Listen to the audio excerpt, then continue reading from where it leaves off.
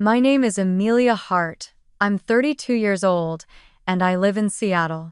The morning before Thanksgiving, my phone buzzed while I was still standing by the kitchen window, coffee half cold in my hand. It was from my father. Just 8 words glowed on the screen. Thanksgiving's full, maybe next year. No emojis, no explanation. I stared at them long enough for the coffee to lose its steam completely. The words looked harmless at first glance, practical even, but behind them was the same familiar chill that had followed me my whole life. I typed back, "No worries," and pressed send. 2 words, perfectly polite, perfectly neutral. The kind of reply that hides 1,000 unspoken ones. My thumb hovered over the screen a second longer, as if waiting for another message, something like "we'll try to squeeze you in," or "maybe drop by later," but nothing came. The silence that followed was louder than any argument we'd ever had. Outside, the city was already dressing itself in holiday rhythm car horns, softened by drizzle, shop windows crowded with cinnamon pies and paper turkeys. Every corner smelled of roasted chestnuts and expectation. And yet, in my apartment, there was only the hum of the refrigerator and the weight of an empty chair. I could almost hear the laughter that would soon rise from my parents' house in Portland, the scrape of serving spoons, the glasses clinking when my sister, Lena, walked in with her husband and their twin boys. The perfect family tableau. My parents at the head of the table, my mother's voice saying, "So thankful for all of us being together." All of them except me. I didn't cry.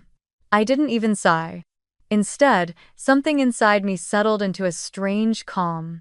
Maybe it's because I had been preparing for this moment for years without realizing it. There's only so many times you can be told, "maybe next year," before you decide, "No, this year is mine." I set the cup down, walked to the small corkboard above my desk, and pinned the printed invoice that had arrived 2 weeks ago, the closing papers for a ranch in White Valley, Montana. 260 acres of open land, cedar cabins, and a kitchen big enough to host a village. The number at the bottom still made my stomach twist every time I saw it: $5 million. It wasn't about the money, it was about what it represented. Freedom. Proof that I could build something from nothing. I hadn't told my parents, of course. To them, I was still the too busy daughter, always chasing projects, never home long enough to fit into their picture. They didn't know that the same silence they'd given me had become the fuel that built an empire in logistics tech, that everywhere proud of Lena, had pushed me to work one more sleepless night until my company finally stood on its own. And they certainly didn't know that this Thanksgiving, I wasn't planning to eat alone in front of the TV with takeout noodles. I had something else in mind, something bigger, warmer, louder. This year, I would cook for people who didn't have anyone. For the drivers who slept in their trucks on frozen highways, the nurses pulling double shifts, the veterans living in trailers beyond the town's edge. I would open the ranch gates wide and let anyone who needed a place to belong walk through. 200 seats, 200 plates, 200 chances to turn loneliness into light. Maybe it was foolish, maybe even impulsive, but I'd spent too many holidays watching from the outside. I wanted to know what it felt like to create my own table instead of begging for a chair at someone else's. I pictured it already. The long wooden tables under strings of golden lights, the smell of roasted turkey drifting into the snowy air, strangers clinking mugs of cider like old friends. No rehearsed prayers, no polite small talk about careers or mortgages, just people, grateful simply to have a warm meal and to be seen. That image burned bright enough to melt the heaviness sitting in my chest. For the first time, the idea of being excluded didn't hurt. It felt like permission. Permission to rewrite the script. So I texted my assistant a short message. "Call the sheriff's office in White Valley. Ask about local shelters or anyone who needs a meal tomorrow." Then another, "Find 10 more ovens. Overnight delivery if needed." The replies came within minutes. The plan was already in motion. The ache that had filled me all morning shifted into focus, into purpose. Maybe that was what Thanksgiving was meant to be all along, not about who invited you, but about who you decided to feed. I looked back at my father's message one last time before turning off the phone. Thanksgiving's full. Maybe he was right, their table was full. But mine? Mine was just beginning to be set. Have you ever been told, gently but firmly, that there's no room for you? That maybe next year, maybe another time, maybe somewhere else? If you have, tell me in the comments where you're listening from. Because tonight, in the middle of all these full tables, I need to know I'm not the only one who decided to build her own. When I think back, it's almost funny how every memory of Thanksgiving in our house revolved around one thing: the table. The Hart family table was the centerpiece of every photograph, every celebration, every illusion of unity we tried to preserve.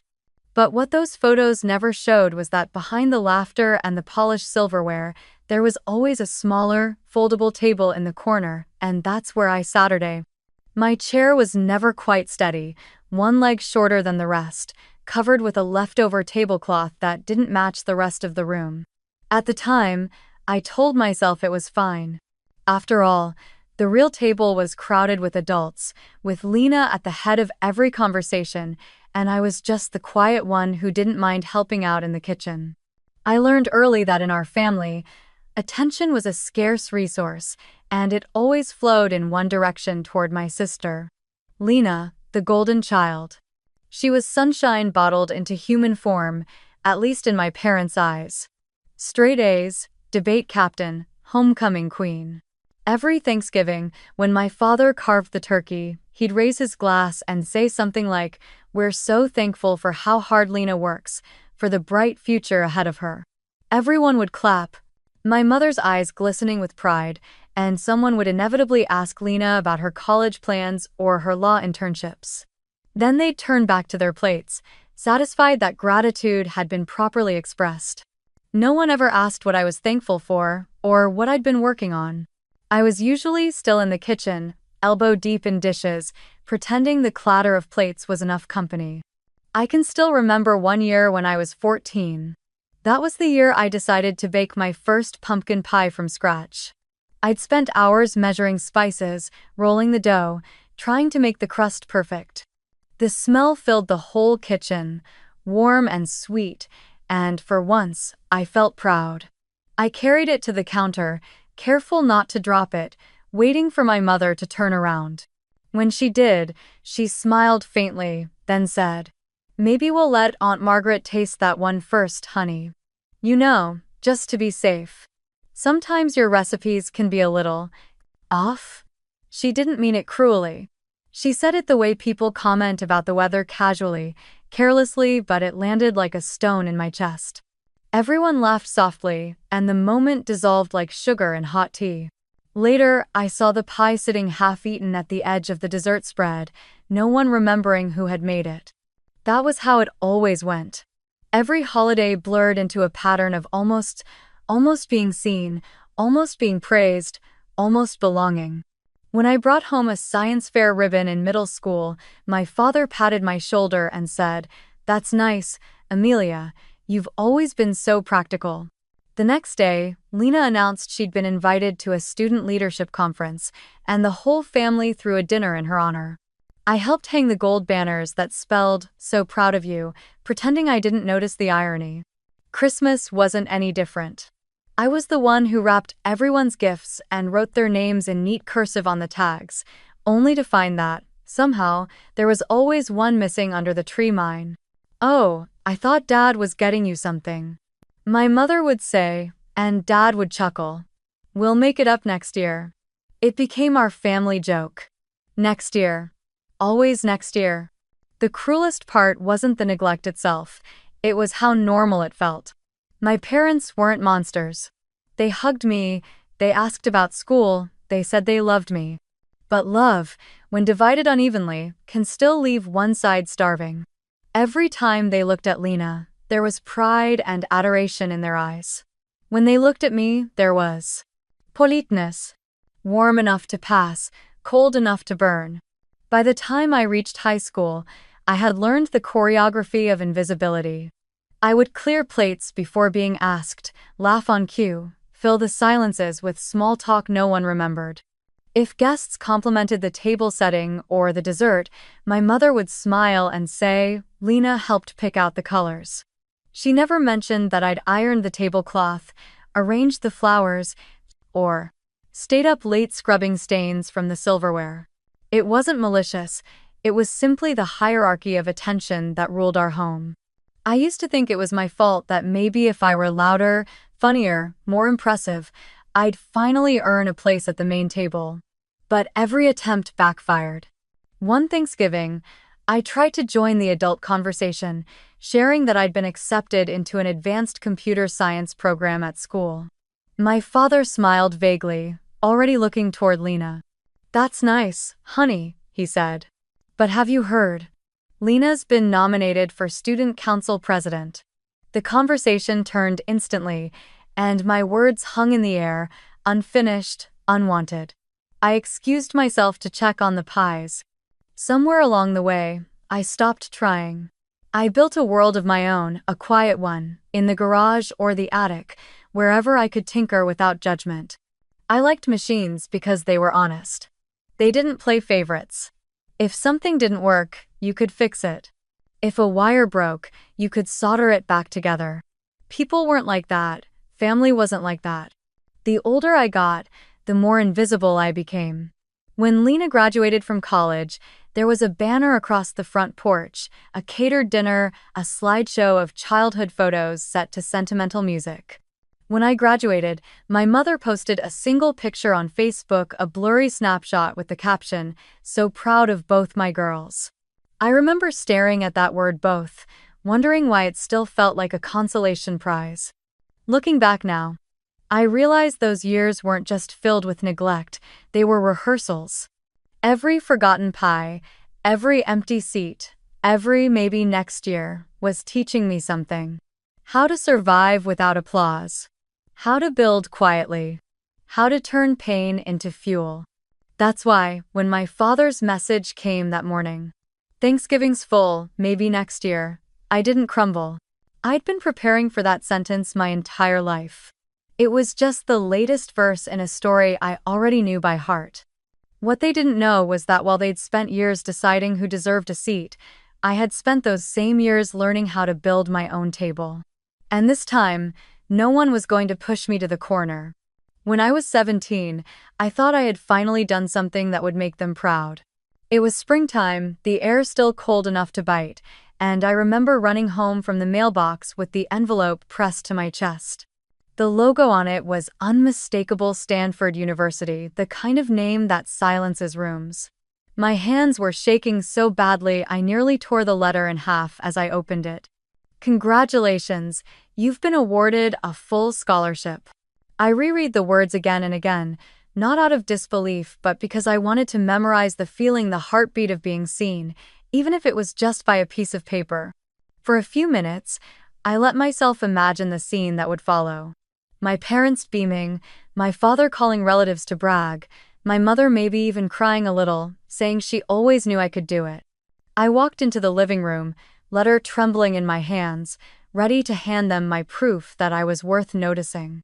My father was in his recliner, reading the evening paper, and my mother was folding napkins for yet another dinner Lena was hosting for her debate friends. I stood there for a moment, waiting for someone to look up. "Dad," I said finally. "I got in. Full scholarship. Stanford." I waited for the sound, the gasp, the applause, the words every child waits their whole life to hear. "I'm proud of you." Instead, my father lowered the paper halfway and frowned slightly, as if I had interrupted a thought. "Stanford? That's in California, isn't it?" he said, not unkindly but distant. "That's so far away, Amelia. Are you sure you want to go that far? It's expensive to live out there, even with a scholarship. Maybe you should look at something closer, like Portland State. Lena's already planning to stay nearby. It'll be easier for family." The word family stung more than I could bear. I wanted to tell him that my acceptance letter, my achievement was supposed to be about family, about representing us, about showing that I was more than just the quiet shadow behind his perfect daughter. But the words died in my throat. My mother didn't even pause her folding. Your father's right, honey. Being close to home means we can help you more. Plus, holidays will be easier. You know how hard it is to get everyone together. She looked at me and smiled softly, the kind of smile that was supposed to feel warm but instead felt like being gently erased. In the doorway behind them, Lena appeared, her hair tied in a perfect ponytail, holding a tray of lemonade. "What's going on?" she asked, eyes glinting with curiosity. My mother turned toward her immediately. "Your sister got accepted to Stanford," she said, "but she's thinking about staying closer to home. Isn't that nice?" Lena's eyebrows lifted, and for a moment, I thought she'd say something kind, something sisterly. Instead, she shrugged and said, "Yeah, that's probably smarter. College isn't all it's cracked up to be if you're far away from everyone." She turned back into the kitchen, and that was that. My triumph flattened into an afterthought. That night, I lay awake staring at the ceiling, the acceptance letter resting on my chest like a weight instead of a victory. I could hear Lena laughing with her friends downstairs, her voice bright, easy, beloved. I wondered what it felt like to walk into a room and have everyone light up just because you were there. I'd never known that feeling. All I'd ever known was working twice as hard for half the applause, and even then, sometimes not even that. The next morning, I folded the letter carefully, slipped it into an envelope, and tucked it inside my desk drawer. I didn't mention it again. A few days later, my father casually told a neighbor, "Lena's looking at law schools already, she'll probably make partner one day." I was standing right there, and when the neighbor asked, "What about Amelia?" my father smiled. "Oh, she's still deciding. She's the quiet one." I remember nodding, pretending to agree, pretending it didn't cut deep. But something in me cracked open that day. It was the first time I truly understood that their approval wasn't coming not because I hadn't earned it, but because it was never about merit to begin with. In our family, love was not a language you could learn through effort. It was inherited by birth order and reinforced by habit. Lena had been chosen long before either of us had a chance to prove who we were. That realization hurt in a way that made the world sharper, colder, but it also gave me clarity. If I couldn't earn their pride, I would stop trying. In the months that followed, I became a ghost in my own house. I worked double shifts at a local cafe after school, saved every dollar, and filled out the housing paperwork for Stanford without telling anyone. I told my parents I was working on a summer project. In truth, I was preparing to leave. On the morning of my graduation, while Lena was busy rehearsing her speech as class valedictorian, I walked quietly to the mailbox and sent my confirmation deposit. It felt like signing a treaty with myself, an agreement that from now on, I would no longer beg for space at their table. I would build something of my own, no matter how long it took. When I left for California that August, no one came to see me off. My father said he had a client meeting, and my mother hugged me quickly at the door, whispering, "Don't forget to call, okay?" Lena didn't even wake up. I carried my suitcase down the front steps alone, the morning air still heavy with mist. For a fleeting moment, I looked back at the window of our dining room. The table inside gleamed under the chandelier, perfectly set for four. My seat, as always, was empty. I didn't know it then, but that quiet departure would become the defining moment of my life. There was no grand farewell, no tearful send-off, no family photo marking the beginning of my future. Just me, a bus ticket, and a promise. I would never again measure my worth by their applause. I would find a way to feed myself with purpose, with work, with meaning, even if no one else ever said they were proud. It took years to realize that was the night I stopped being a daughter in their story and started being the author of my own. Every mile between Portland and Palo Alto was a thread cutting clean through the old narrative. I cried a little on that long ride south, but they weren't tears of loss, they were the sound of chains finally snapping.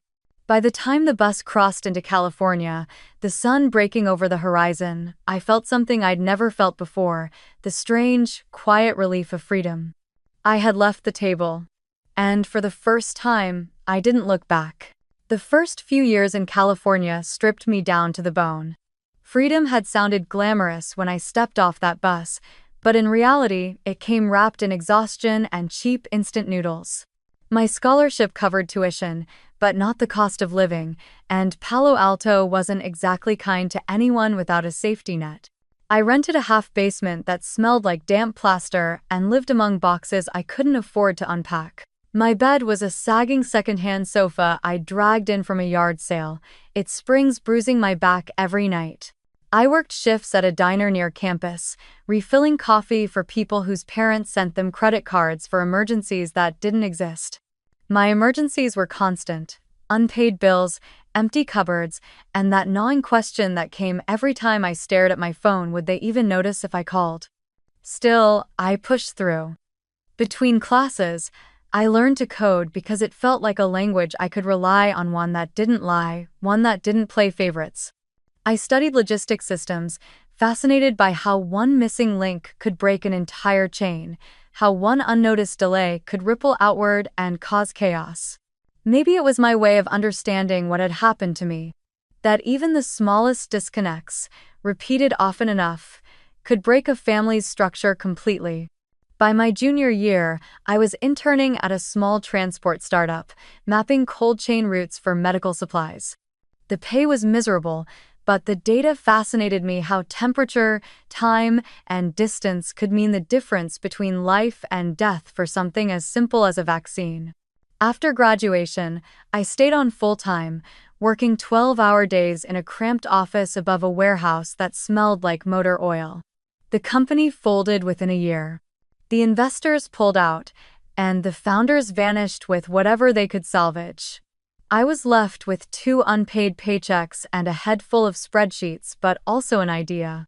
I'd seen how inefficient the system was, how much food and medicine went to waste because no one was tracking the last mile. If I could build a platform that predicted bottlenecks before they happened, one that could reroute shipments in real time, maybe I could change something. It was a ridiculous idea for someone with no money, no backing, and no last name that opened doors. But I didn't care. I had lived off scraps before. At least this time, the hunger had purpose. I found 2 other dreamers: Mateo, a Cuban-American engineer who slept in his car between gigs, and June, a data analyst with a laugh like broken glass who'd been laid off from a bigger firm. We set up shop in an abandoned garage behind a laundromat. The landlord gave us a discount because he assumed we'd fail fast. For months, we lived like ghosts. We coded during the day, delivered takeout at night, and held meetings in the corner of a 24-hour diner because it was the only place with Wi-Fi and free refills.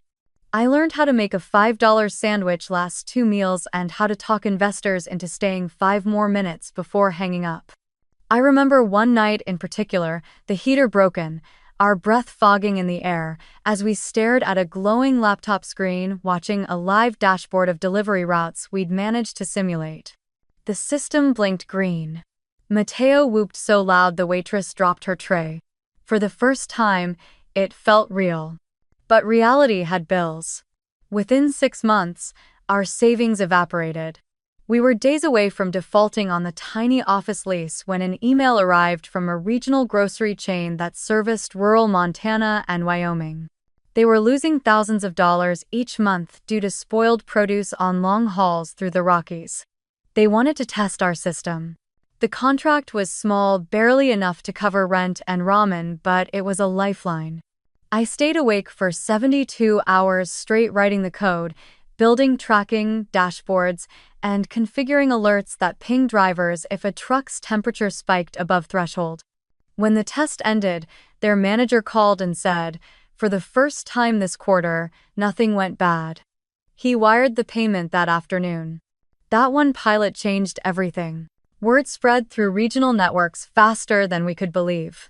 A rural hospital in Idaho reached out next, asking if we could adapt our system for organ transport between clinics. Then came a pharmaceutical distributor in Nevada.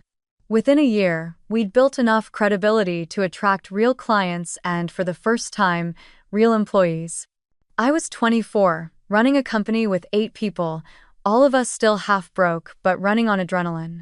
We called it Northlink Systems, a name that sounded bigger than we were. Every morning, I walked into our tiny warehouse office and told myself, "You belong here." It didn't matter that I still couldn't afford health insurance or that my parents had no idea what I was doing. Each success, each shipment saved, each route optimized felt like a private rebellion against every Thanksgiving where I'd been invisible. Then the pandemic came, and the world turned upside down. Supply chains collapsed, hospitals cried out for help, and for the first time, the entire country cared about logistics. Our platform, once a curiosity, suddenly became a necessity. We worked around the clock mapping distribution routes for masks, gloves, and oxygen tanks. I barely slept. The team ate cold pizza at their desks, the glow of screens reflecting in hollow eyes.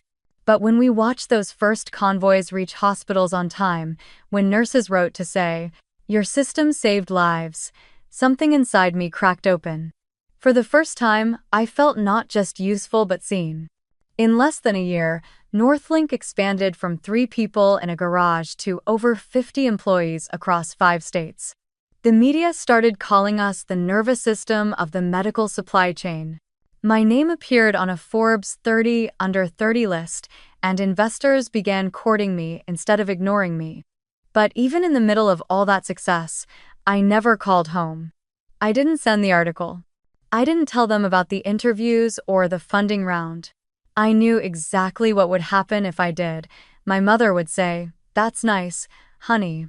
Did you hear Lena just made senior associate?" And all the air would leave the room again. Instead, I kept building. Every time a client signed a new contract, I put half my earnings into a separate account, a silent fund for something I couldn't quite name yet. By the time I turned 30, that account had grown large enough to buy the kind of freedom I used to only daydream about. One evening, after another 12-hour day, I sat alone in my office with the city lights flickering through the blinds. The team had gone home, leaving behind the smell of coffee and faint laughter that still echoed in the walls. I pulled up the company dashboard, watching the blinking lines of trucks across the map, hundreds of routes, all moving, all connected. It looked like veins pulsing with life. For a moment, I thought of my family again, of the cold dinners and empty chairs, of the way silence used to fill every corner of that house. And I realized something. I had built a network out of what they'd broken. They gave me distance, and I turned it into reach. A few weeks later, when the acquisition offer came from a Fortune 500 logistics firm, $120 million, I didn't celebrate with champagne or fancy dinners. I simply closed my laptop, exhaled, and drove to the edge of the city where the skyline faded into farmland. I sat there until the stars came out, tracing constellations like routes across the sky. I didn't need their applause anymore. I didn't need their table. What I needed was space somewhere quiet enough to hold everything I'd built and everything I'd lost, a place where no one could tell me I didn't belong. That night, for the first time, I allowed myself to dream of land, open, unbounded land where winter snow could fall without judgment. I didn't know it yet, but that was the first night White Valley Ranch began taking shape in my mind. It wasn't revenge I wanted, it was peace, and I was finally rich enough to buy it. When I first drove up the narrow dirt road that wound through White Valley, Montana, I felt like I'd stepped into another world. The air was thinner here, sharper each breath cutting clean through the noise I'd carried for years. The land unfolded endlessly, a patchwork of golden prairie brushed by wind and shadow. To the west, rows of dark pine climbed toward the snow-dusted peaks of the Bridger Range. The sky looked too big to belong to anyone, the kind of sky that made you realize how small and temporary everything else was. The ranch sat in the hollow of a valley where the morning fog gathered like silk. The house itself was a sprawling cedar-clad structure, its wide windows facing east to catch the sunrise. It had been abandoned for years when I bought it, dust thick enough to write your name in, shutters hanging crooked, the smell of wood smoke still faintly trapped in the walls. But underneath the neglect, it felt alive, waiting for someone to listen. I walked through every empty room with my hand brushing the surfaces, tracing stories that hadn't been told in a long time. The floorboards creaked under my boots as if they were whispering, "You made it. You're home." The first room I restored was the kitchen. It was enormous, with an open hearth and a double oven built into the stone wall. I'd never had a kitchen like that one where you could cook and still see the world outside. I replaced the cracked tiles with warm slate, hung copper pans that caught the morning light, and set a long oak table right in the center. The table was the heart of it all. I'd had it custom-made by a local craftsman, sanded smooth, the grain of the wood swirling like river currents. No head, no foot, no hierarchy. Just a continuous surface where everyone could sit as equals. And there was one rule I decided early: there would be no children's table, no corner table, no seat apart. If you came through my door, you belonged. I spent weeks bringing the place back to life. Every morning, I woke before dawn, wrapped in a flannel coat, and brewed coffee as frost spread across the windows. I'd step out onto the porch to watch the sun climb over the ridge, painting the fields gold. Some days, wild horses passed along the fence line, their breath silver in the air. I learned the rhythm of the land, the crunch of frozen soil, the scent of cedar after rain, the silence that hummed like a heartbeat beneath everything. By late fall, the house was no longer a ruin. The walls gleamed with fresh stain, the fireplaces burned clean, and the pantry smelled of pine and flour. I'd built a cold storage room beneath the kitchen, its shelves lined with jars of pickled vegetables, sacks of flour, and enough coffee to survive a siege. When I closed the heavy door, the air turned cold and still, reminding me of the warehouses I used to map, except this time the logistics weren't about profit. They were about preservation, about keeping something warm alive through the long winter. Outside, I strung maple leaf banners across the porch beams, their deep reds and ochres fluttering in the wind. They weren't decorations, they were promises to fill this place with life again, to turn the hollow echo of solitude into something sacred. Every nail I hammered, every log I stacked, every plate I placed on that oak table was a quiet act of defiance against the years I'd spent waiting for permission to belong. I remember the first night I slept there alone. The fire crackled low, shadows dancing along the cedar walls. I sat at the table with a simple meal: bread, soup, and wine, and listened to the storm outside. There was no music, no laughter, no clinking glasses. And yet, I felt surrounded by something larger than company. Maybe it was peace. Maybe it was the ghosts of every past Thanksgiving I'd missed, finally finding their way back home. I caught myself whispering into the quiet, "If they won't make a place for me, I'll build the whole table myself." From that moment, the ranch became more than property, it became a declaration. Each space held meaning. The kitchen was warmth, the porch was reflection. The long table in the center was justice. I placed a single, hand-carved chair at the far end, not as a throne, but as a symbol. On its back, I etched the words, "For the one who felt unseen." It wasn't just for me. It was for anyone who had ever been left standing in a doorway while laughter carried on without them. I hired local carpenters to help restore the barn and turn it into a communal hall. They asked what I planned to do with so much space, and I smiled, saying only, "I'm saving it for something important." At night, I'd walk through it with a lantern, the beams glowing amber above me, and I could already picture what it might become: a refuge, a place where stories could breathe again. Sometimes, neighbors from the nearest town stopped by, curious about the woman who'd bought the old White Valley property. I'd invite them in for coffee, and we'd sit by the window talking about weather, harvests, and the long winters ahead. They told me how the valley used to host potlucks decades ago, when people still gathered just to share food and warmth. "It's been quiet since then," one elderly man said. "Too quiet." I smiled and said, "Maybe it's time we bring that back." Evan. There was a peace in the rhythm of rebuilding, cutting firewood, sweeping sawdust, hearing the echo of hammer against nail. My hands, which had once typed endless strings of code, now smelled of cedar and resin. I was relearning how to create without a deadline, without anyone watching. Every day ended the same way. Me sitting on the porch steps, watching the sun sink into the prairie, the air turning lavender and cold. And in those quiet hours, the ache of all the years I'd spent chasing approval began to dissolve. One evening, as the first snow started to fall, I lit every lantern in the house and walked room to room. The light flickered across the wooden beams, the tables, the jars of preserves, the simple plates stacked neatly in the cupboards. The house no longer felt empty, it felt ready. It was waiting, just like I had been, for the right moment. That night, I wrote a single sentence on the chalkboard in the kitchen. If they don't make room for you, build your own table. It wasn't bitterness that guided my hand, it was understanding. This place wasn't about revenge anymore. It was about reclamation. For years, I had lived small so no one would accuse me of taking up too much space. But this ranch, with its long table and open doors, was the proof that I was done apologizing for existing. When the wind howled against the windows, I stoked the fire higher and imagined the laughter that would one day fill these walls, not polite, rehearsed laughter, but the kind that spills over and warms everyone within reach. The table gleamed in the firelight, wide enough to hold the weight of everything I'd lost and everything I'd found.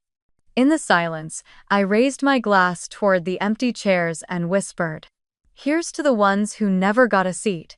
This table is for you." Oh, the text from my father had been brief, 8 words that fit neatly inside a single line. "Thanksgiving's full, maybe next year." At first, I reread it twice, thinking there had to be a missing sentence, a follow-up, something soft to cushion the blow. But no, that was it. Cold, factual, final. The kind of message you send when you want to close a door without looking heartless.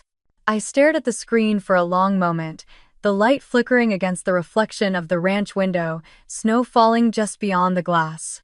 Then I typed back a single word, "No worries." I hit send before I could feel anything. But the truth was, the words settled in my chest like frost. The next morning, as I sat with my coffee on the porch, watching fog curl through the pines, something in me began to question it. Full? Full of who, exactly? We didn't have a massive family. Even counting aunts and cousins, Thanksgiving never needed a waiting list. I tried to tell myself maybe they were keeping things small, maybe it wasn't personal, but the ache of familiarity said otherwise. I knew the pattern too well. Simplify the guest list, leave me out, justify it later.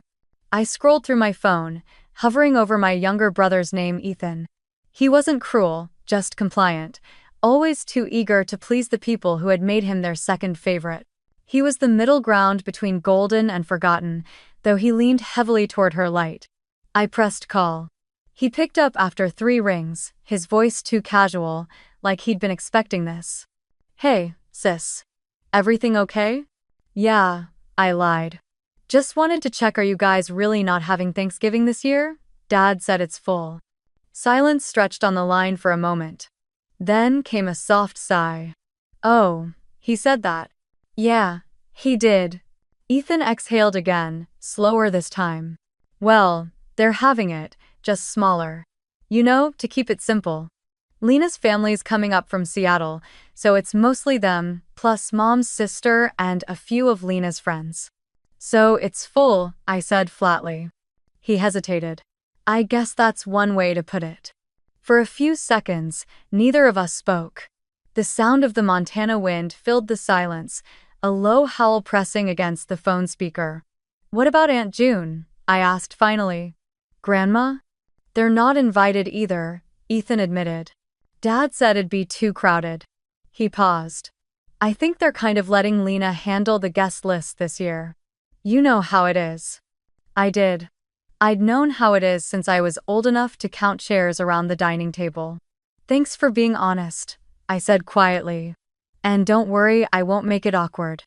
"Amelia," he started, but I ended the call. I didn't want pity, not even from him. I sat there for a long time, staring at the snow-covered hills beyond the fence line.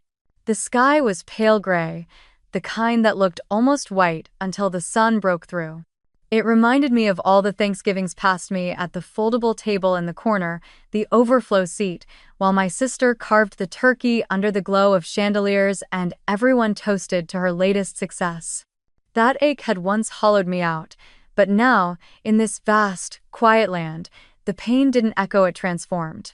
I realized something in that stillness. I didn't need to fight for a seat anymore. I owned the table. I pulled out my notebook and flipped to a blank page. At the top, I wrote one line: Thanksgiving at White Valley Ranch Open Table. Then, underneath, in smaller letters, goal: feed 200 people. Not guests, not family, people. Anyone who needed warmth, food, or a reminder that they still mattered. I would fill this valley with laughter and clinking plates, with music and gratitude. I would give them the Thanksgiving I never had, the kind that saw everyone. Within hours, I was on the phone. The first call went to Sheriff Collins, the local officer who'd helped me once when my fence collapsed during a storm. Sheriff, I'm hosting an open dinner at my ranch this Thanksgiving. For anyone who doesn't have a place to go, I'll cover everything: food, transport, staff, supplies. There was a pause before he said, "You're serious?" Completely. His voice softened. I know more people who'd need that than you can imagine. I'll spread the word. Rid. Next, I called the community church in town.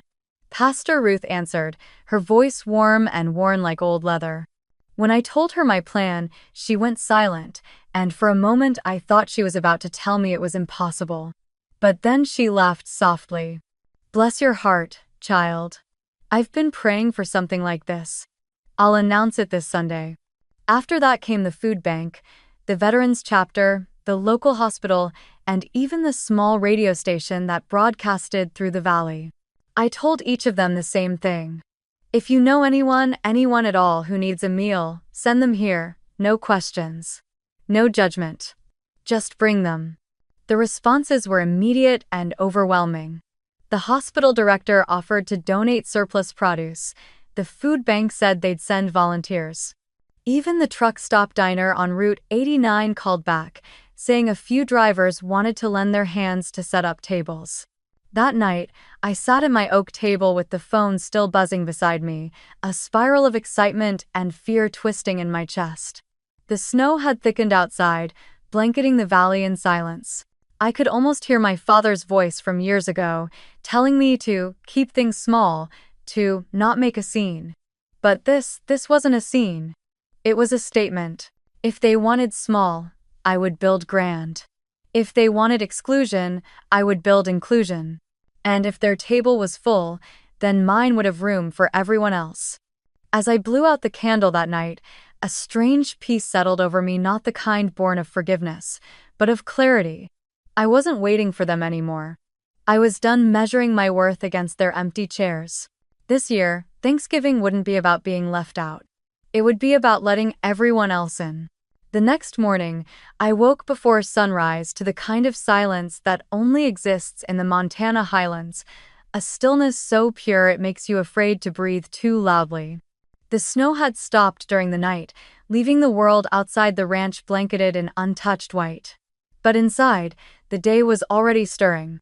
My plan was no longer an idea scribbled in a notebook. It was happening, and it was happening now. By 6 a.m., the kitchen lights blazed like the heart of a ship. The sound of pots clanging, knives slicing, and laughter bouncing off the cedar walls filled the air. I'd expected maybe a handful of volunteers, but by dawn, more than 20 people had arrived. There was Margaret, the retired chef from Bozeman who used to cater mountain weddings, now rolling out pie crusts with a steady hand. Tom, a local rancher whose cattle grazed 2 valleys over, came with his teenage sons and a pickup truck full of firewood and potatoes. Elena, a nursing student, showed up straight from her night shift, still in scrubs, her hair tied up, eyes tired but glowing. "Couldn't miss this," she said simply as she grabbed an apron. We divided the work like an orchestra tuning before a symphony. Margaret and I took charge of the main courses, 8 turkeys, each stuffed with herbs, garlic, and lemon. trussed neatly and slid into the double ovens that filled the kitchen with the scent of rosemary and butter. The ovens roared softly like warm beasts awakening. On the long counter, we peeled and mashed 60 pounds of potatoes, their steam clouding the windows. Someone whisked gravy in a giant copper pot, while a group of high school students tackled the green bean casseroles and cranberry relish, laughing every time something spilled. I heard someone say, "This feels like home," and I almost had to step away for a second. The cold storage room, which I had stocked weeks earlier, turned into a command center of generosity. Donations began arriving faster than I'd imagined. Crates of carrots, bags of onions, sacks of flour, and even extra turkeys from a nearby farm. The door swung open constantly as volunteers carried boxes in and out, stamping snow off their boots. The local bakery dropped off dozens of loaves of bread, still warm, and a truck driver from Billings arrived with a cooler full of fresh milk, saying, "Figured someone might need it more than me this week." I stood there in the middle of it, all the chaos, the heat, the scent of cinnamon and roasted herbs, and realized how strange it felt to finally be part of a family, even if this one had been built entirely from strangers. By noon, we had 40 pumpkin pies lined up along the counter like orange suns, their golden crusts flaking under the touch of air. In the corner, 2 volunteers simmered apple cider with cloves and cinnamon sticks, the aroma swirling through every doorway. The ranch, once quiet and solemn, had become alive, every room pulsing with motion and laughter. I made sure the kitchen stayed open to everyone. No doors closed, no curtains drawn. From the great hall, you could see the volunteers cooking, their hands moving quickly, sleeves rolled up, faces flushed from the heat. I wanted it that way. I wanted everyone who came later to see the people who made the meal, to understand that the warmth on their plate came from hands and hearts, not charity. In the grand hall, I began setting up the dining space. The long oak table, sanded and polished, stretched across the room like a wooden river. It could seat 100, but I ordered 2 more tables to be brought in from the barn, forming one continuous stretch of connected surfaces. No separation. No smaller tables tucked away. I had learned enough from my own life to know how painful it felt to be placed somewhere else. Here, everyone would sit shoulder to shoulder. We laid out table runners made of burlap and dried maple leaves. Down the center, I arranged glass lanterns with flickering candles and small pumpkins donated by a nearby farm. The walls were draped with handmade garlands, red, amber, and gold leaves strung together with twine by children from the local school. Near the fireplace, I placed a large wooden board with the words, "What are you grateful for?" burned into its surface. I left a basket of paper slips and pencils beneath it so guests could write something, anything, and pin it up. On a smaller table near the entryway, I arranged gifts boxes of wool socks, knitted hats, scarves, and gloves collected from neighbors. Each item was tied with a simple tag that read, "Take one. Winter's better when we're warm together." Next to the basket sat fuel cards, blankets, and a small jar labeled, "Coffee Fund for Drivers." People kept adding to it, slipping bills inside quietly when they thought no one was looking. Music began to fill the hall. Eli, a local guitarist, had brought his fiddle-playing daughter. They tuned softly at first, then began playing an old country hymn that melted into something lighter, a melody that wrapped itself around the clinking dishes and low hum of conversation. The sound of the fiddle climbed and dipped, echoing like laughter carried by the wind. Children, who had come with their parents from town, sat on the rug near the fire coloring maple leaves cut from paper, their crayons rolling across the floor. And then came the symbol that mattered most. Right beside the fireplace where the warmth reached everyone, I placed a single chair. It wasn't fancy, just an old wooden armchair I'd found in the barn, cleaned and sanded smooth.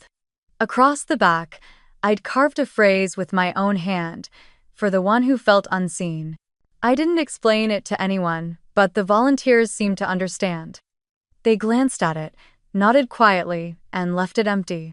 It stood there as a reminder that there was always a place here for those who had none. As the day wore on, the ranch transformed into something almost cinematic.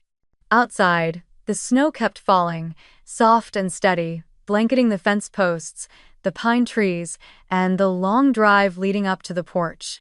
Inside, the fire blazed high, and every surface glowed with the amber of candlelight and roasting turkey. People moved around each other gracefully, carrying trays, pouring cider, adjusting decorations. The energy was contagious, a kind of quiet joy born from doing something good together. Around 3 in the afternoon, I stepped outside to catch my breath. The air was cold enough to sting, but I didn't mind. From the porch, I could see smoke curling from the chimneys, the windows glowing gold against the gray sky. The snow crunched under my boots as I looked out across the valley. For the first time in years, I didn't feel alone on Thanksgiving. I felt grounded, tethered to something bigger than hurt. When I went back inside, Margaret was standing by the oven, wiping her brow. "Everything's almost ready," she said. "You'd better change soon, you look like you've been running a marathon." I laughed. "It feels like one." In truth, I didn't care about appearances. My hair smelled of butter and smoke, and my sleeves were dusted with flour, but I'd never felt more myself. Around me, voices overlapped, people calling out instructions, laughter breaking through like bursts of sunlight. A boy of maybe 8 years old came up to me, holding a tiny slip of paper. "Can I pin this?" he asked, pointing to the gratitude board. "Of course," I said, kneeling to help him. He stuck it near the top, smoothing the paper with his small hand. In shaky handwriting, it read, "I'm thankful someone remembered me." I didn't say anything. I just smiled and stepped back, letting the warmth in my chest spread slowly outward until it hurt. By 5 p.m., the food was ready, the tables set, and the hall filled with light. The guests hadn't even arrived yet, but the ranch already felt alive, a living, breathing heart beating against the cold of winter. I stood near the doorway, the smell of sage and roasted turkey thick in the air, and whispered softly to myself. They said Thanksgiving was full. I guess they were right. It's full, just not the way they meant it. The moment made me laugh quietly, but my throat tightened all the same. For years, I had wanted to be seen, to be acknowledged. But standing there, surrounded by the noise of preparation, I realized something else. I didn't need their gaze anymore. The love I had been searching for wasn't locked in some unreachable table in Portland. It was right here, in the steam of mashed potatoes, in the hum of volunteers laughing over spilled gravy, in the soft chords of a fiddle echoing under the rafters. And as I watched everyone moving, working, giving, I thought, this is what family is supposed to feel like. By 5:30, the first headlights began snaking up the long drive, golden beams slicing through the falling snow. I stood by the front door, heart pounding, hands still smelling of rosemary and flour. The sky had already turned indigo, the air crisp enough to make every exhale shimmer white. Behind me, the long oak table stretched across the grand hall like a river of light, candles flickering, dishes steaming, laughter already rising from the volunteers who were still adjusting chairs and pouring cider. And then the door opened. The first guest was an older man in a worn army jacket, his beard graying, his steps slow but steady. He hesitated in the doorway, stamping snow off his boots, his eyes wide as if he'd stepped into something sacred. "Am I in the right place?" he asked softly. "You are," I said. "Welcome home." He blinked fast, swallowed, then nodded. Behind him came more, a young mother clutching a toddler wrapped in a blanket, 2 nurses still in scrubs, a trucker with wind-burned cheeks, a couple in their 70s holding hands, and a group of ranch hands who looked like they hadn't had a home-cooked meal in weeks. They kept coming, dozens of faces, some smiling shyly, some unsure if they truly belonged here. And each one, as they crossed the threshold, seemed to shed something heavy. By 6, the hall was full. 200 people. The noise was gentle at first, the sound of coats being hung, chairs scraping, introductions murmured, and then it began to grow. A low hum of voices filled the space, like warmth returning to a frozen house. The band in the corner struck the first note, the fiddle dancing softly above the crackle of the fire. I walked between the tables, greeting people, refilling drinks, making sure no plates stayed empty. Everywhere I looked, there were faces, some lined with age, some young and nervous, some brightened by relief. The food vanished quickly, but it didn't matter. Every time a tray emptied, someone appeared with more. The veteran, the first man who'd walked in, sat near the center of the long table. His name was Frank, and he carried himself with that quiet dignity you see in people who've lived through too much. When I stopped by to check on him, he smiled faintly, his hands wrapped around a mug of cider. "You know," he said, his voice gravelly, "this is the first time in 10 years I've had Thanksgiving with anyone." The table fell quiet around him. The music softened, forks paused midair. 10 years? I repeated. He nodded, looking down at his plate. My wife passed in 2013. After that, the holidays. They just stopped meaning much. I used to buy a frozen dinner, heat it up, sit by the TV. But tonight... He stopped, clearing his throat. Tonight, it feels like I got her back for a while. No one spoke for a few seconds. Then someone at the far end began to clap slow, deliberate, heartfelt. It spread like wildfire. Within moments, the entire hall erupted in applause. Frank tried to wave it off, his cheeks flushed, but he couldn't hide the tears that caught the candlelight. "Don't clap for me," he said with a watery smile.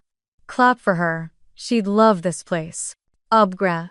And just like that, the sound turned into laughter, the kind that fills a room with something more than noise. It felt like every scar in the air had softened.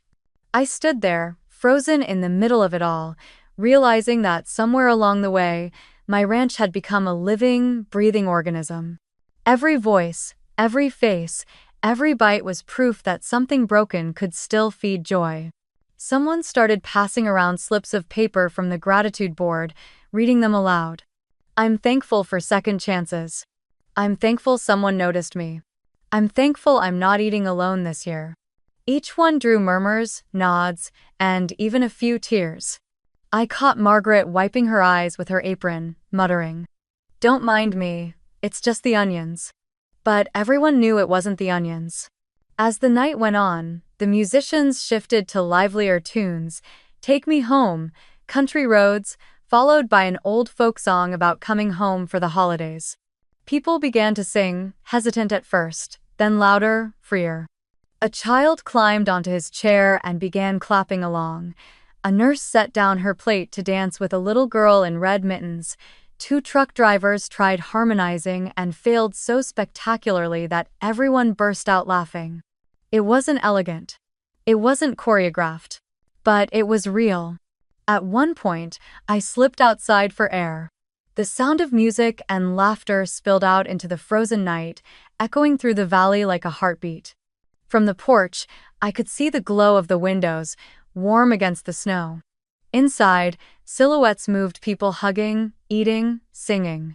For years, I'd looked at houses like that and wondered what it felt like to belong inside. Now I knew. When I went back in, the hall had shifted again. Someone had pulled out their phone to take a group photo, the kind where everyone squeezes in awkwardly, some half laughing, others caught mid-bite. "Come on, everyone," Elena called. "Let's show the world what family looks like." I stood in the middle, surrounded by faces I didn't know but somehow loved. As the camera clicked, someone shouted, "Wait, one more." Then another. Soon, people were taking pictures of everything, the kids coloring by the fire, the veterans sharing pie, the long tables covered in empty plates and crumbs. Someone tagged the local church and the sheriff's office. Someone else tagged the radio station. And within hours, the images began to spread online. By midnight, my phone was buzzing nonstop. Facebook was exploding. Photos of the ranch glowed on timelines across Montana, the long tables under string lights, the banner that read, "Everyone has a seat," the chair by the fireplace with its hand-carved words. "For the one who felt unseen." Comments poured in by the hundreds. Faith in humanity restored. Wish I'd been there. This is what Thanksgiving should be. One video, taken by a nurse, showed Frank raising his glass as everyone clapped around him. The caption read, "10 years alone, not tonight." That clip alone was shared thousands of times. Local news picked it up by morning. And while I should have felt overwhelmed, all I felt was stillness, the kind that comes when you finally exhale after holding your breath for years. Later that night, after the last guests left and the volunteers began cleaning up, I found myself standing near the fireplace. The chair, the one carved with those words, sat empty, the firelight reflecting off its smooth arms. I walked over, rested my hand on the wood, and whispered, "Looks like they found you." A soft voice spoke behind me. It was Pastor Ruth, the same woman who'd answered my call days earlier. Her white hair glowed gold in the firelight, her eyes kind but sharp, the kind that saw through pretense straight to the soul. She placed a hand on my shoulder. "Amelia," she said quietly, "do you realize what you've done tonight?" I smiled faintly. "Just cooked a big meal." She shook her head. "No. You gave people something they forgot existed. You gave them a place to belong. You gave them a real Thanksgiving." Her voice softened. "Not everyone gets the chance to heal others while healing themselves. But you did." I couldn't speak.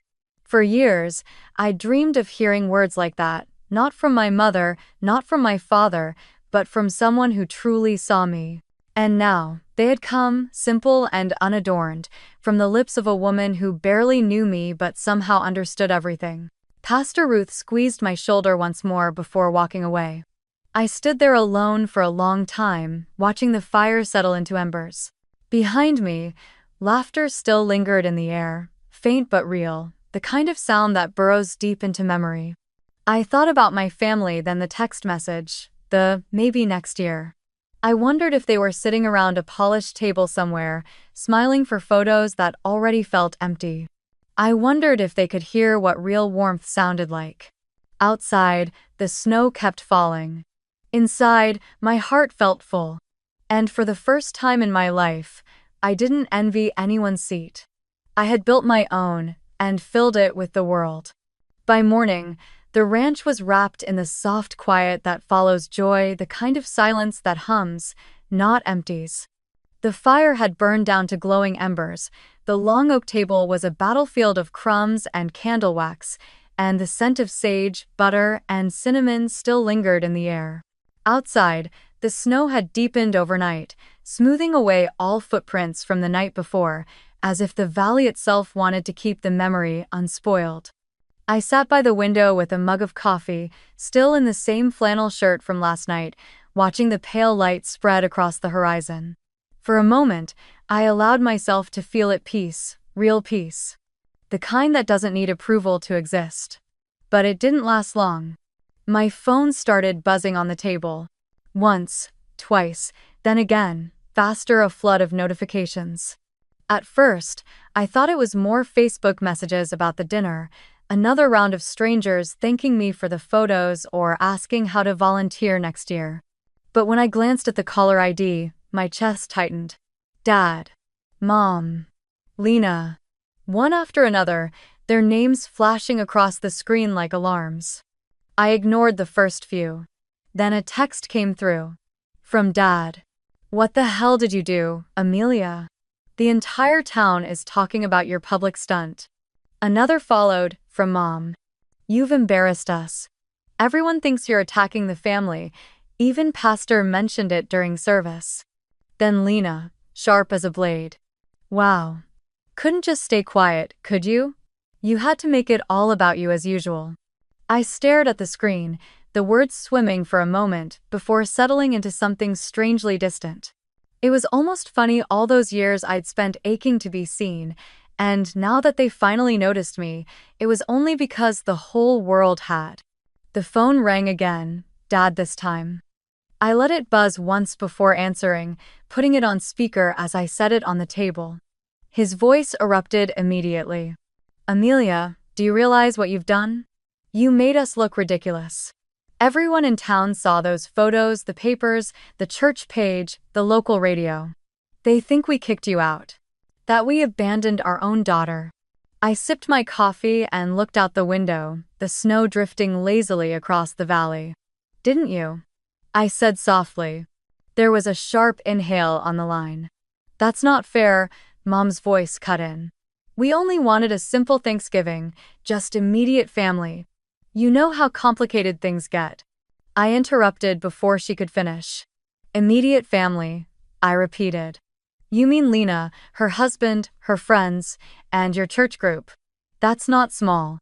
That's selective. Dad's tone hardened. You're twisting this. You always do. We were trying to avoid stress this year. We thought you were busy anyway. We didn't know you'd feed 200 strangers, I said. No, you didn't. The silence that followed was thick enough to feel. I let it sit before I spoke again, my voice calm, level. You told me Thanksgiving was full, so I filled it. Mom's voice cracked, caught between guilt and irritation. You made it look like we're villains, Amelia. People think we're terrible parents. I smiled faintly, though no one could see it. Mom, I didn't say a word about you. Not one. People just saw kindness and drew their own comparisons. From the other end, Lena's voice suddenly broke through sharp, defensive. This is pathetic, Amelia. You've always had to turn everything into a performance. A ranch? 100 people? Who does that? It's desperate. And Tom. I leaned back, the chair creaking softly beneath me. No, Lena, I said evenly. It's Thanksgiving. You remember that holiday, right? The one about giving? Her scoff was audible. Don't play saint. You did this to show off. To make us look bad. Before I could reply, another voice joined the line, one I hadn't heard in years. Aunt June. Somehow, she'd been looped into the call, maybe by accident, maybe on purpose. Her tone was low but steady, each word landing with the kind of quiet force that makes everyone else stop talking. Enough, she said. You've spent years setting one child on a pedestal and pretending the other was fine being invisible. Now that the world finally saw her, you're angry because it wasn't on your terms. June, this isn't your place, Mom began, but Aunt June didn't let her finish. It became my place the moment you made the table smaller and smaller until half this family had nowhere to sit, she said. For years, I watched you tell Amelia to be grateful for scraps of attention while you threw banquets in Lena's honor. And now she's built her own table not just for herself, but for others, and you're upset because it makes your silence look loud. No one spoke. Even Lena, usually ready with a comeback, stayed quiet. The only sound was the faint crackle of the fire in my stove. Aunt June continued, her voice softening but never losing its edge. Do you know what I saw when those photos came up on my feed? I saw light, warmth, laughter. I saw people who had nothing come alive again. And I thought, finally, someone in this family remembered what Thanksgiving is supposed to mean. Dad exhaled, his voice trembling with restrained anger. You don't understand the pressure we're under, June. People talk. They talked long before this, she said sharply. They talked when you forgot to invite your own mother last Christmas. They talked when Amelia graduated and you left early to catch Lena's award dinner. You've spent your life managing appearances while she's been building substance. And now that substance is shining brighter than your decorum, you can't stand it. Her words hung in the air like smoke. For once, I didn't feel like the one defending myself. I just sat there, letting her truth do what mine never could, cut through the noise. Finally, I said quietly, Dad, Mom, you told me Thanksgiving was full, and it was. It's just that this year, it was full of the right people. Dad tried to speak again, but his voice faltered. You made us look human, I offered. Flawed, maybe that's what we needed. Another long silence. Then the line went dead. I stared at the phone for a few seconds, waiting for the familiar ache of guilt to settle in, that old instinct that used to make me apologize for existing. But it never came. Instead, I felt something close to peace. When I checked Facebook later that afternoon, the post had gone viral beyond anything I'd imagined. People were tagging the ranch in their stories, writing captions like, "If your house doesn't have space, Montana does. Thanksgiving done right." End of quote. Proof that family isn't blood, it's who shows up. Under one photo, someone had commented, "Her parents must be so proud." I didn't reply. Some stories didn't need correcting. The truth was already clear in the warmth of that one picture: the long table glowing in the firelight, the old veteran smiling, the carved chair by the hearth still empty but never lonely. For once, I didn't need to explain myself. The world had already understood. The calls stopped after that night. No more angry messages, no more half-hearted explanations. Just silence, wide and clean, like the snow that blanketed the valley the next morning. I let it stay that way. I had nothing left to defend. What was done had already spoken louder than any argument could. Within days, the aftermath of that dinner rippled far beyond Montana. My inbox filled with messages, hundreds of them. Truckers wrote to say they'd passed through the valley and never forgotten the smell of apple cider on the wind. Nurses sent photos of their teams wearing the scarves we'd handed out, with captions like, "Best Thanksgiving ever." One message came from a small town in Wyoming. "You inspired us. We're doing our own open dinner next year." Even the local paper ran a headline that made me laugh out loud. "When one door closed, she built a table." And then there were the gifts, not the kind wrapped in bows, but gestures that carried weight. The Veterans Association called to ask if they could co-host next year's event. "We'll bring the grill trucks," the director said. "You bring that spirit of yours." A neighboring farm offered to donate a steer, another promised fresh vegetables from their winter greenhouse. A group of students wrote that they wanted to volunteer every Thanksgiving break. It was as if that one night had unlocked something buried deep in people: the hunger to belong, to give, to be part of something good. I spent the following week cleaning up the ranch with the volunteers who still dropped by after work. The snow never let up, but no one complained. There was a strange joy in sweeping, mopping, stacking chairs, as if tidying up meant preserving the memory itself. Every time I picked up a candle or folded a linen, I could still hear the echoes: laughter, clinking plates, the soft murmur of voices saying thank you. But one evening, when the hall was finally quiet again, I sat at the head of the long oak table and realized something was still unfinished. Not anger, not anymore, just something left unsaid, a final thread hanging loose. I thought of my parents, of the years I'd spent shrinking at that kid's table, of the 1,000 unspoken words that had lived in my chest since I was 14. Maybe it was time to let them out. So the next weekend, I sent a simple text: "Dinner. Just us. Sunday. 6 p.m. No explanations. No expectations." When the doorbell rang that evening, I almost didn't open it. But I did, and there they were. Dad in his old wool coat, Mom clutching her purse like a shield. Their faces were careful, polite. I led them in without ceremony. No cameras, no volunteers, no long tables, just the three of us at a small kitchen counter, 2 bowls of stew steaming in front of them. For a while, no one spoke. The wind rattled against the windows, and the fire crackled softly in the stove. Finally, I said, "I'm not mad anymore." I saw Mom's shoulders drop just slightly. "But I need you to understand what it felt like." They both looked at me, unsure. I took a breath. Every year, there was a table. I began quietly. And every year, there was a seat that wasn't really mine. The folding chair, the plastic cup, the leftover pie. You never said it outright, but you made it clear who belonged and who was convenient. And every time you said, "Maybe next year," I believed you until I didn't. Dad's eyes stayed down on his spoon. "Amelia." "No," I said softly. "You don't have to justify it. I just need you to hear it." There was a long pause, broken only by the sound of the fire. Finally, Dad looked up. His voice was low, almost tired. Maybe I didn't see it.